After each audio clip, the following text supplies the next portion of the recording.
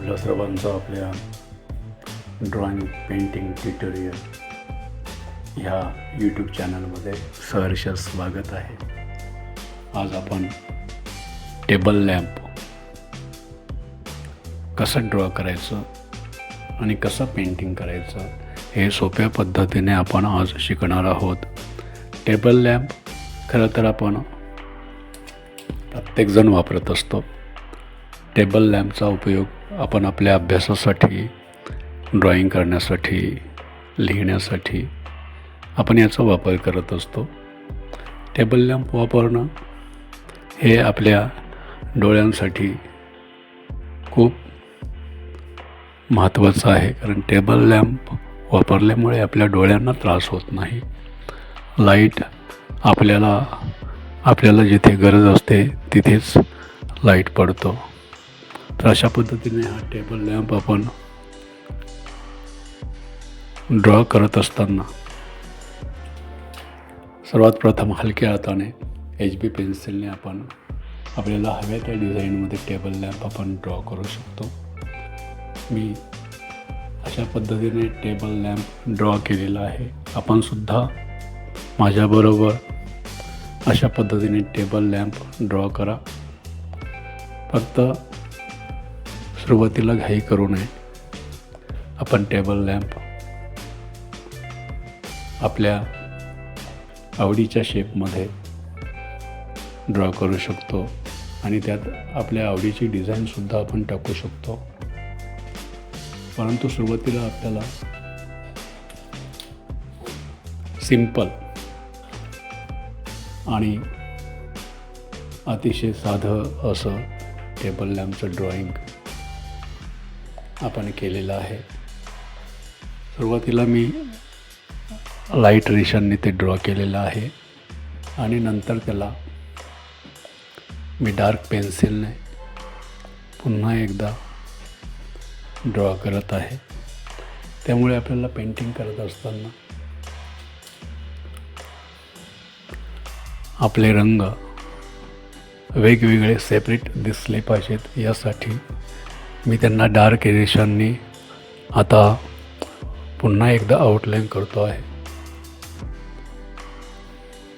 हे करत असताना एक काळजी मात्र आपल्याला घ्यायची आहे, ती म्हणजे आपलं स्केच जेणेकरून परफेक्ट होईल अशा पद्धतीने आपण विचार करायचा आहे.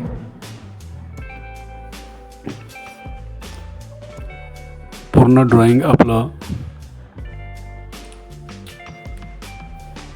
स्केच करून झाल्यानंतर त्यामध्ये काही करेक्शन असतील तर ते करेक्शनसुद्धा आपल्याला करायचे आहेत आणि त्यानंतरच आपण पेंटिंगला सुरुवात करायची आहे.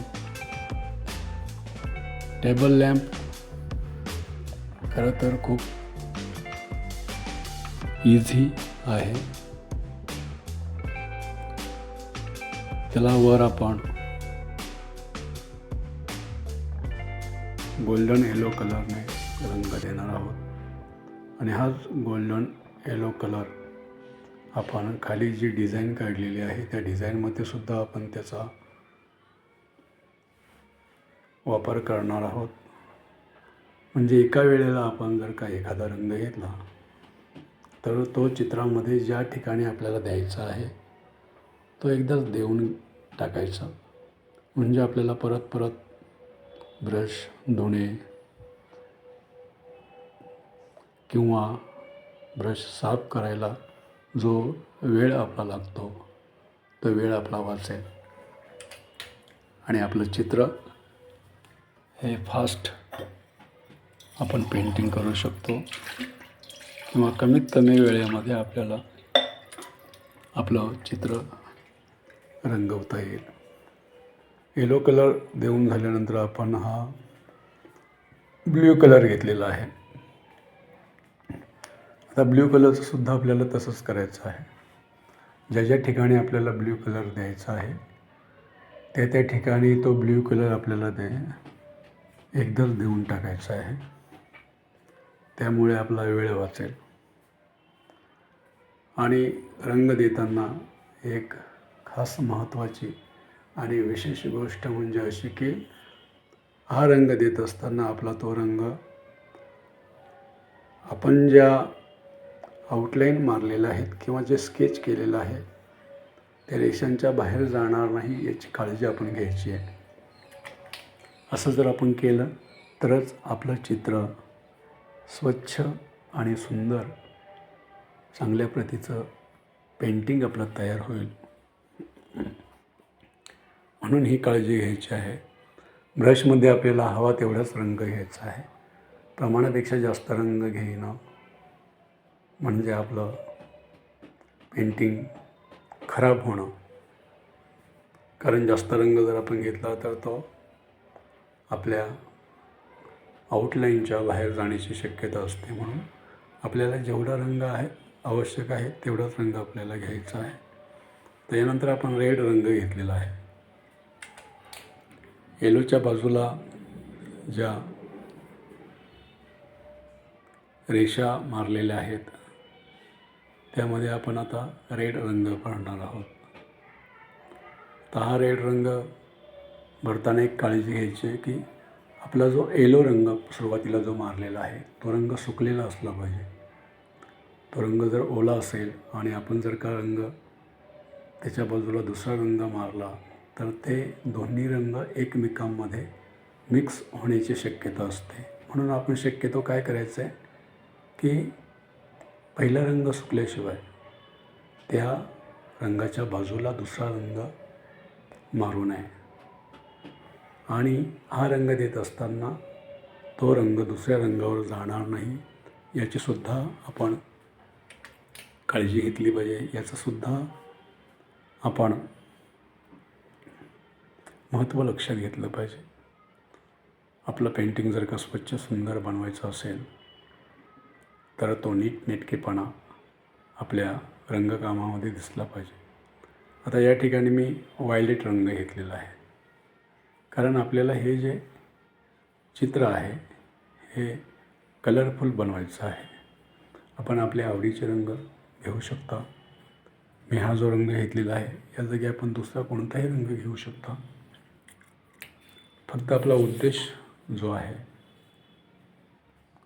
तो हा असला पाहिजे की आपलं चित्र सुंदर दिसलं पाहिजे. आता इथे मी परत ऑरेंज कलर घेतलेला आहे आणि या ठिकाणी रेड कलर घेतो आहे.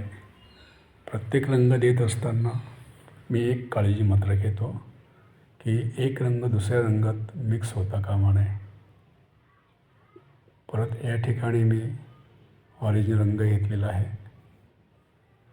अशा पद्धतीने वर ब्ल्यूच्या बाजूला मी ऑरेंज रंग देतो आहे. यामुळे आपलं रंग काम हे अतिशय चांगल्या पद्धतीने झालेलं आहे.